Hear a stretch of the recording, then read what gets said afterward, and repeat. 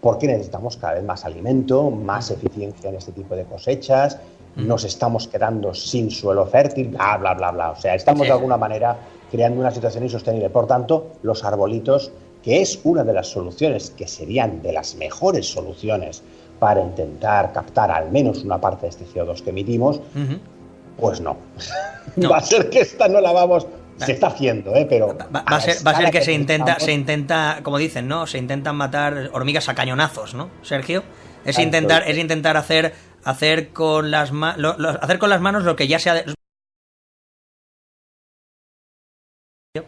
Exacto, entonces esto de alguna manera yo creo que es una solución que no es nada mala, al contrario, bastaría incluso con dejar de destruir lo que estamos destruyendo como bosques submarinos y cosas por el estilo, pero esto no se va a aplicar. Otra, un poquito más complicada, era fertilizar el mar con hierro, porque el hierro es un componente esencial para el crecimiento de las algas microscópicas. Como sabéis, las algas microscópicas son las que en realidad nos están dando prácticamente todo el oxígeno. Pensad que el 50% del oxígeno que estás respirando ahora vienen de las algas marinas. Correcto. Entonces, ¿qué pasa? Que lo que se dice es, bueno, pues oye, ya que las algas funcionan tan bien y crecen tan rápido, fertilicemos el mar a gran escala para que hayan enormes cantidades de algas que absorban de golpe ese CO2. ¿Cuál es el problema? Pues el problema está en de que, básicamente, si tú creas esos grandes blooms de algas, aparte es que puedes crear mareas rojas, zonas tóxicas, etcétera, esas algas luego van al fondo del mar y crean zonas anóxicas. Es decir, matan todo lo que haya en el fondo del mar. Al final estamos intentando que en la parte superior quede de alguna manera, o se proteja de alguna manera lo que está más, en este caso, expuesto, pero finalmente lo que sucede es que cuando estas algas mueren, se van al fondo y generan pues una capa tóxica. Exacto, totalmente. Y vuelve a ser... Ahí está. Es y vuelven a ser respiradas, o sea que tampoco sirve de gran cosa, sinceramente. Es un experimento que a mí siempre me ha parecido sorprendentemente banal. Lo mal diseñado, en mi opinión, que está. Y de esto sé bastante, porque esto toca mi tema directamente. Pero hay gente muy sesuda. Y gente muy que son buenos científicos, maldita sea, pero que de alguna manera están convencidos que esto podría llegar pero Sergio, la pregunta que yo me hago, ¿hasta qué punto? Y quiero que en este caso, pues lógicamente, un desconocedor total y absoluto de la situación, pero ¿hasta qué punto este tipo de experimentos son llevados a cabo no por científicos conservadores o por científicos que en este caso, pues tienden a pensar que con lo clásico, lo típico y lo tópico vamos a intentar salvar lo máximo que podamos, aunque pues en el camino haya daños colaterales y acaben muriendo otro tipo de especies? ¿O estamos hablando de ingenieros, científicos, gente joven, gente de la nueva era, gente de este nuevo entorno que lógicamente pues tienen que tener otra manera totalmente, como tú bien dices, ¿no?, distinta de contemplar la situación que estamos viviendo? ¿Hasta qué punto estamos hablando de científicos de nueva era o estamos hablando de los científicos de antaño, de los científicos que se quedan, pues las teorías de Darwin, por poner un ejemplo, Sergio? Esto aquí hay una variedad enorme de personas que están... De hecho, los que están promoviendo muchas de estas ideas es gente muy mayor, es gente que te podría decir, por ejemplo, hay uno que se llama Cromwell, que es un hombre que debe tener unos 80 años. Imaginémonos. Luego, es decir, que luego hay otro que se llama Black, me parece, y me parece que estamos hablando de un señor que no he comprobado su edad, pero vaya, por las fotos que he visto, debe tener unos 70 y pico. Es decir, lo que pasa es que, fíjate que aquí hay una cosa que es bastante interesante de ver. Mira, te voy a decir otro de esos experimentos. A ver, otro más. Vais a alucinar bastante. Bien, imaginaros que creamos discos de un tamaño muy pequeño, discos muy pequeñitos, unos discos de aproximadamente 1 centímetro o 2 centímetros, ¿de acuerdo?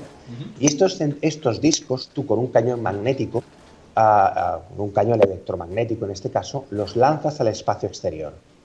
Y estos lo que hacen es crear como una especie de escudo, ¿vale? Móvil, por supuesto, como si fuesen millones de partículas, cientos de millones de partículas, miles de millones de partículas. De hecho, se calcula que se necesitaría 1 trillón de estos discos, ¿de acuerdo?, para que el Sol, digamos, que fuese atenuado en su llegada a la Tierra. En pocas palabras, es como si creases unas nubes como las que estamos como un escudo, ¿no? Como un escudo exterior, algo similar a una atmósfera artificial, Sergio. Sí, algo así, como una especie de escudo exterior que pues orbitase alrededor de la Tierra, ¿de acuerdo?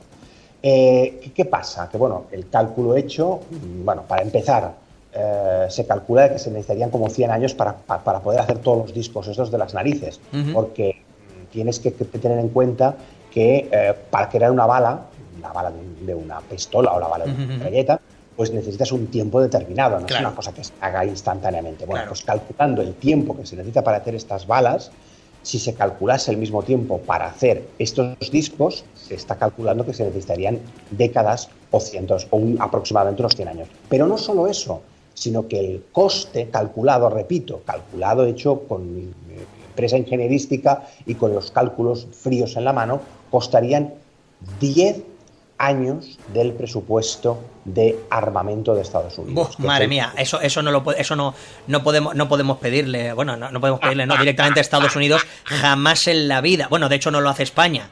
Solamente hay que escuchar cuando, por ejemplo, se le dice a la encargada del ejército español si va a recortar para intentar aplicar más en otro tipo de políticas de solidaridad y para protección del planeta, y automáticamente la respuesta es no, directamente, o sea, ni se lo piensa. Pero claro, pedirle eso a Estados Unidos es poco menos que pedirle, bueno, pues que se ponga directamente delante de 100 personas con fusiles apuntándoles y vayan sin chalecos antibalas, porque ellos no van a jamás en la vida, aunque fueran con florecillas, aunque fueran con florecillas, literalmente. Cierto, sí que es cierto que este tipo de ideas, por desgracia, en mi opinión, se abren camino. Hay otra idea, por ejemplo, que es crear unos gigantescos aspiradores que lo que harían sería chupar el aire que nos rodea y filtrar el CO2, fijar ese CO2. Pero claro, la enorme cantidad de estos aspiradores que se necesitaría y la enorme cantidad de energía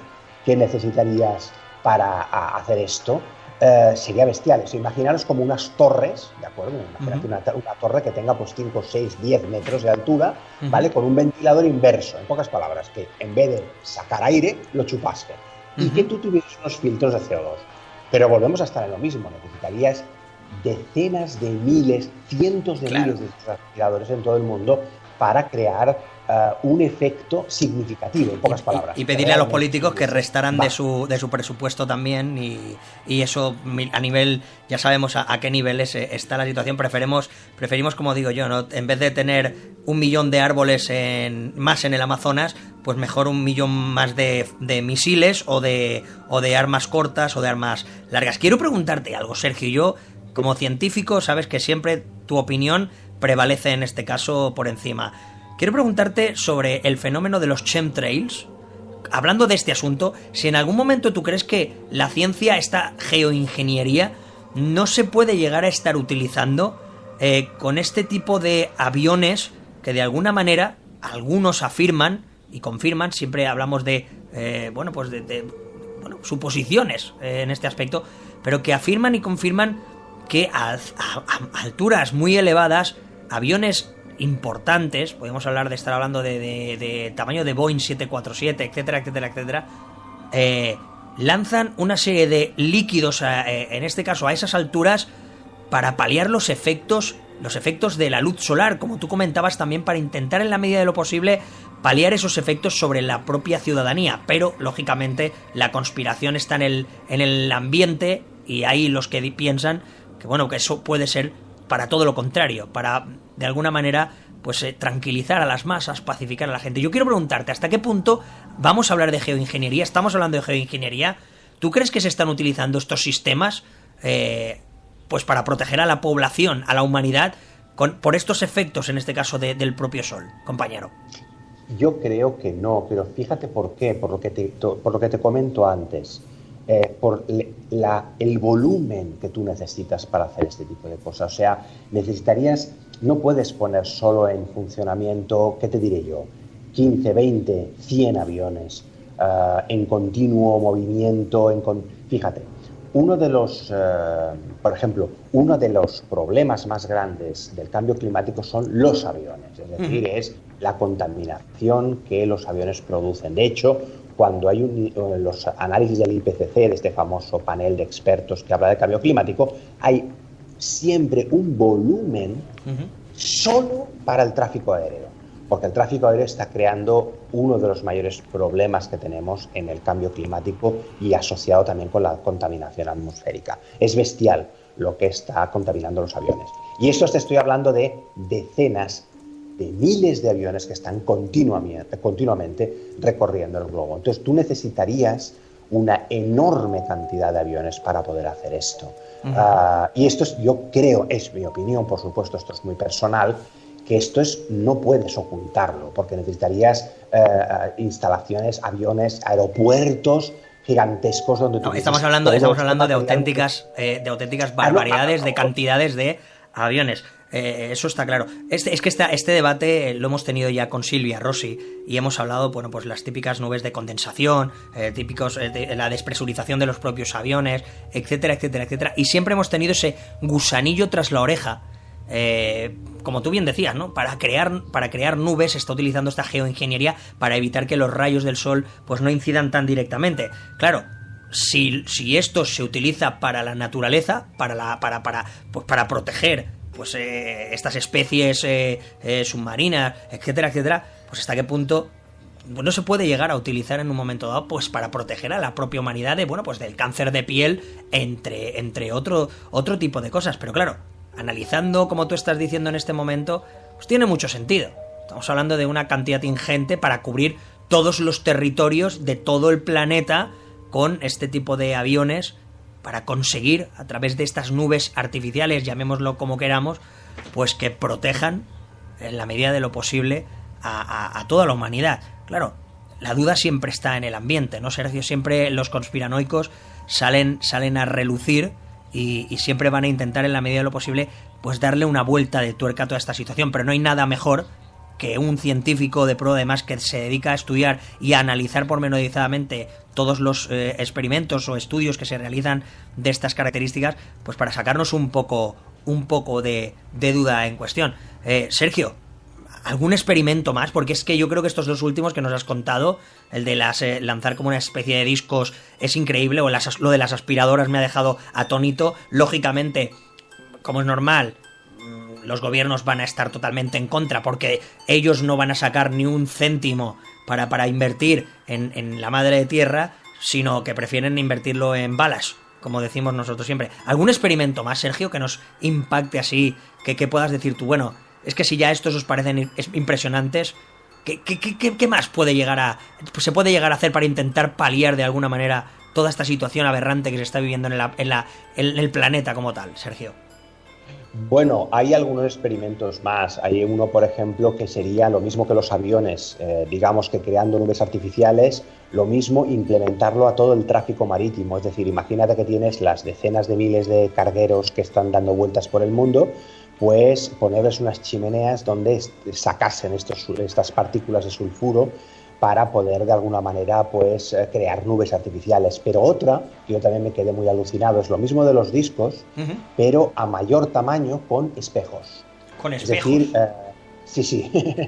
Sí, lo siento, es que claro, yo estas cosas las he seguido mucho, he escrito incluso de ellas y a los alumnos, a mis estudiantes se las explico para abrir debate, porque me parecen cosas... Es muy ciencia ficción, Sergio, me permites, ¿no? Porque... Sí. Pero ciencia ficción que lo está tratando la ciencia como si fueran posibles, ¿no, Sergio?